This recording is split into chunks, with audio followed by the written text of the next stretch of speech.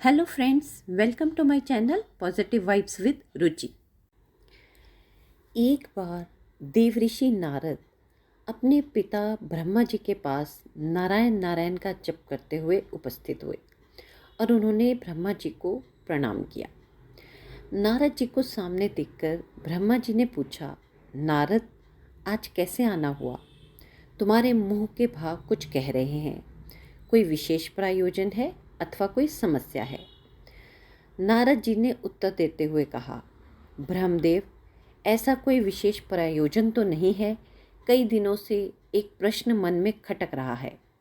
आज आपसे इसका उत्तर जानने के लिए उपस्थित हुआ हूँ। ब्रह्मा जी ने कहा, तो फिर विलंब कैसा? मन की शंकाओं का समाधान शीघ्रता से कर लेना ही ठीक रहता है। इसलिए निसंकोच अपना प्रश्न पूछो। नारद जी ने ब्रह्मा जी से अपना प्रश्न बताते हुए कहा, ब्रह्मदेव, आप सारी सृष्टि के परमात्मा हैं। देवता और दानव दोनों ही आपकी संतान हैं। भक्ति और ज्ञान में देवता श्रेष्ठ हैं, तो शक्ति और तपाचर में दानव श्रेष्ठ हैं। परंतु मैं इसी प्रश्न में उलझा हुआ हूँ कि इन दोनों में कौन अधिक श्रेष्ठ है। आपने देवों को स्वर्ग और दानवों को पाताल लोक में जगह दी, ऐसा क्यों?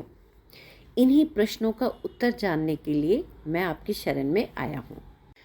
नारद का प्रश्न सुनकर ब्रह्मदेव बोले, नारद, इस प्रश्न का उत्तर देना तो कठिन है और इसका उत्तर तो मैं भी नहीं दे पाऊंगा, क्योंकि देव और दानव दोनों ही मेरे पुत्र हैं और दोनों ही पुत्रों की तुलना अपने ही मुख से करना उचित नहीं होगा।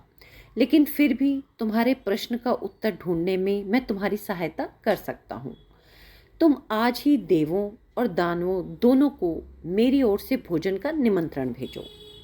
कल ही हम उनके लिए भोज का आयोजन करेंगे और कल ही तुम्हें तुम्हारे प्रश्न कि देव क्यों स्वर्गलोक में हैं और दानव पाताल लोक में हैं, इसका उत्तर मिल जाएगा। नारद जी तत्काल ही असुरों और देवों को निमंत्रण दे आए। दूसरे दिन दानव ब्रह्मलोक में भोजन का आनंद लेने के लिए पहुंच गए और उन्होंने पहले पहुंचने के कारण भोजन की पहली शुरुआत खुद से करने के लिए ब्रह्मा जी से अनुरोध किया।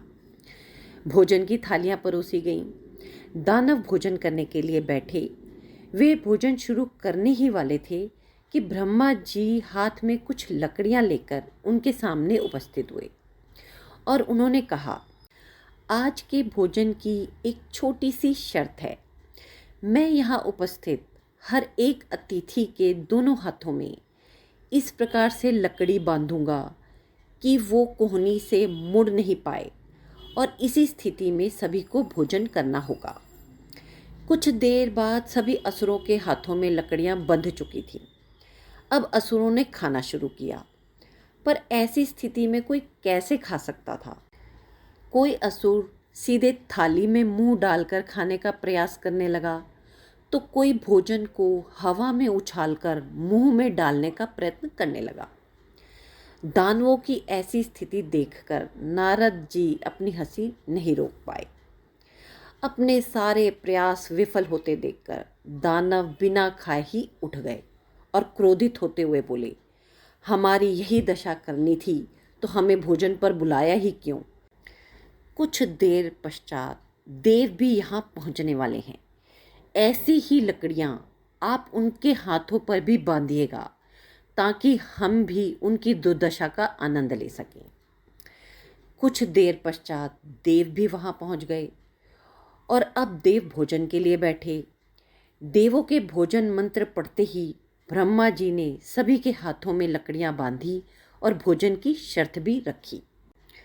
हाथों में लकड़ियाँ बंधने पर भी देव शांत रहे। वे समझ चुके थे कि खुद अपने हाथ से भोजन करना संभव नहीं है, अतः वे थोड़ा आगे से खिसक गए और थाली से अन्न उठाकर सामने वाले को खिलाकर भोजन आरंभ किया। साथ ही बड़े स्नेह के साथ वे एक दूसरे को खिला रहे थे और भोजन का आनंद ले रहे थे। उन्होंने भोजन का भरपूर स्वाद लिया और साथ ही दूसरों के प्रति अपना स्नेह और सम्मान जाहिर किया। यह विचार हमें क्यों नहीं सूझा इसी विचार के साथ दानव बहुत दुखी होने लगे। नारद जी यह देखकर मुस्कुरा रहे थे। नारद जी ने ब्रह्मा जी से कहा, ब्रह्मदेव, आपकी लीला अगाध है। युक्ति, शक्ति और सामर्थ्य का उपयोग स्वार्थ हेतु करने की अपेक्षा परमार्थ के लिए करने वाले का जीवन ही श्रेष्ठ होता है। दूसरों की भलाई में ही अपनी भलाई है, यह आपने सब प्रमाण दिखा दिया और मुझे अपने प्रश्नों का उत्तर मिल गया है। ब्रह्मा जी को प्रणाम करके सबने वहाँ से विदा ली। फ्रेंड्स, हमें यह जीवन सिर्फ अपने ही स्वार्थ के लिए नहीं मिला है। यदि हम इसका उपयोग परोपकार के कार्यों के लिए करते हैं तो निश्चित रूप से हमें इसी जीवन में स्वर्ग की प्राप्ति होगी। यदि हम दूसरों को प्यार और स्नेह देंगे तो बदले में हमें भी वही मिलेगा। यदि हम अपने सामर्थ्य के अनुसार अपने समाज के लिए एक छोटा सा योगदान भी दे सकें तो यह अपने आप में एक बहुत बड़ी उपलब्धि के बराबर है।